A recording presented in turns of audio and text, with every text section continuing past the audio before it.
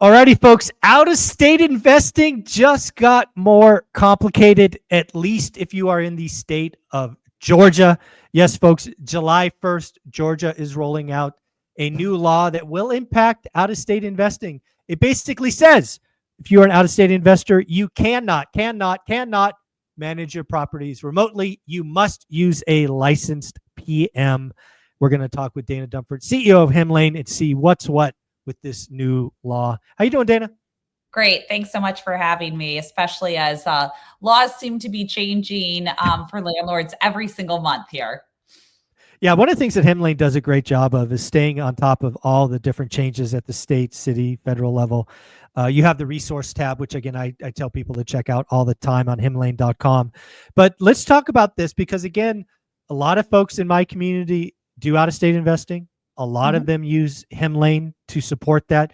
Hemlane has the ability to coordinate with on-site repair people.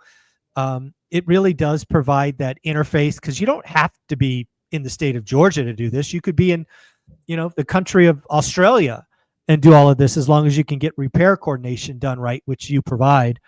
But what do you think about this law? It seems like more and more states might go this way.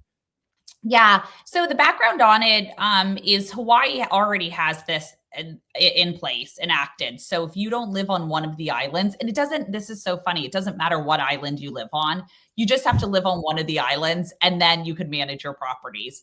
Otherwise, you need to use a broker. So we've partnered with brokers there. And if someone is not on the island, we refer the business to them. You still get the transparency of Hemlane, but then you yourself don't have to, you're a lot more passive because the broker agents do everything. The second thing is I think regulations that are put in place, I'm huge on deregulation. I think all of these laws that are going into place make it much more challenging to go into real estate investing. Long term, what it does is it makes you second guess going into an industry where there's so many rules in place that make it just more challenging.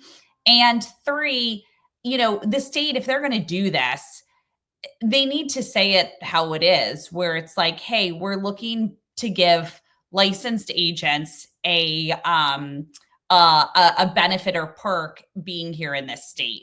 This has nothing to do with the quality of the repair coordination or having someone physically there, because I've seen even large apartment owners use Hemlane and be so fast on responses, get everything done, have handyman there, have every week someone going through and looking at the recurring services and all of that to say what needs to be done. And theirs are in much better state than the slumlord down the street who lives in state but doesn't do anything, or the property manager who has 2,000 units and doesn't care about your unit. And so I think from that perspective, they do a huge disservice to the industry because they're also saying you have to use someone licensed. And then suddenly your handyman who's really good is not that licensed person. And so you might have to, find a cheaper handyman or something like that. It's just not really well thought through, in my opinion. So I have some pretty strong opinions on just regulations in general like this. Yeah, I think in general, regulations just complicate, increase fees, increase costs. But when I step back and I look at the bigger macro picture of Georgia, one of the things that I see in Georgia is Atlanta specifically has the largest concentration of build-to-rent communities, AKA Wall Street, coming in and buying. And basically what I'm seeing, because again, it's like 30% or something. It's the highest concentration of kind of big outside forces coming to a city. It's almost disproportionate. It's so concentrated. And I'm wondering if this is just one of their ways to get around that. But as I kind of play it out in my head, those firms probably already have licensed people on site, right? So this probably really, usually they're not licensed. Most of these large investors don't have licensed folks. What they do is they set up a management LLC. That's the corporation who owns it, and they get around it. So who does this really hurt? The small mom and pop. Exactly right. Yes. If you're a large institutional, you do have someone there. They're most likely not a licensed agent, but But they could easily they could easily add one on yeah, hang their payroll. license somewhere. Yeah. Totally, Yeah. totally. So it really hurts the small mom and pop. And again, I think that I wish the governments would really think through these things and then give us a reason why this is a good idea. Because if their explanation is it's to make sure that tenants are well taken care of, well, from what I've seen of being on the ground checking someone who's there versus who's not there, a lot of times if you have 24/7 super fast responses, SLAs where you say we have to get someone out within 2 to 4 hours if this is an emergency, within 2 business days if it's not. Those are the ones that a tenant has a great experience. Yeah. No, I think it's really interesting. Again, these are, this is really, so sometimes I step back and go, why? Like, why did this come about? And it's really come about. It could be a couple of reasons. One is licensed agents, as you know, have been having a rough 4 years. Yeah. Transactions down, fees down.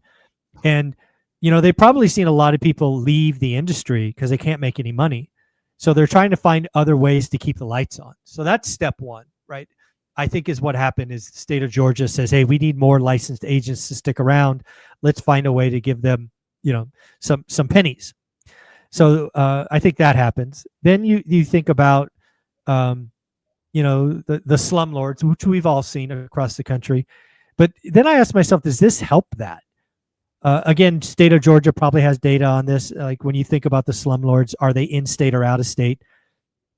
I don't have that answer. Maybe there's a percentage that's out of state, but this just feels like another money grab. And if you play this out one step further, what's going to happen? One, you'll probably have less new investors come to Georgia, right? It'll be less of that, which maybe is seen as a good thing, right?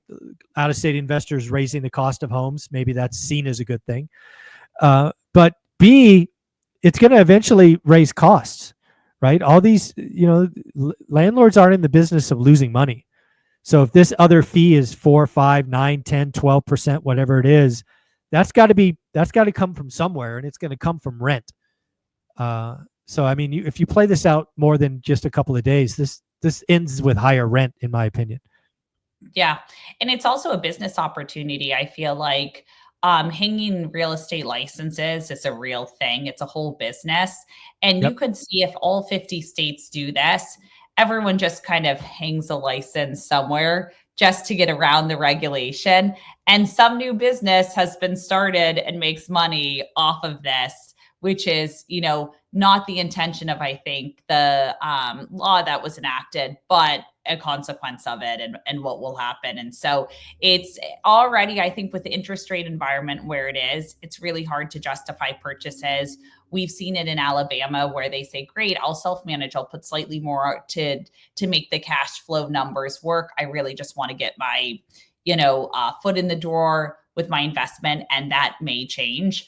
I think on our end, right, we do work with brokerage partners. There are few exclusive ones that we work with to basically help you make your management succeed. So, Yeah. I guess the last thing I'll ask is you may or may not know this. Do you know when Hawaii adopted that rule that you had to be licensed in the state? that's a good question. I don't know when, but I know it's been a long time because we do So have we're a partner that we work with there. Yeah. so probably 5+ years, you think?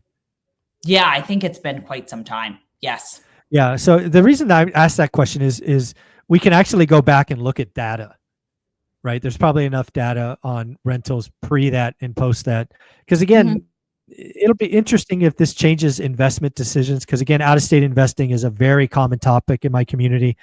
And some states are seen as friendly and some states are not. If Atlanta or Georgia, excuse me, implements a rule like this, will Georgia just be crossed off the list and people will Yeah. look elsewhere? Yep. Yeah, absolutely.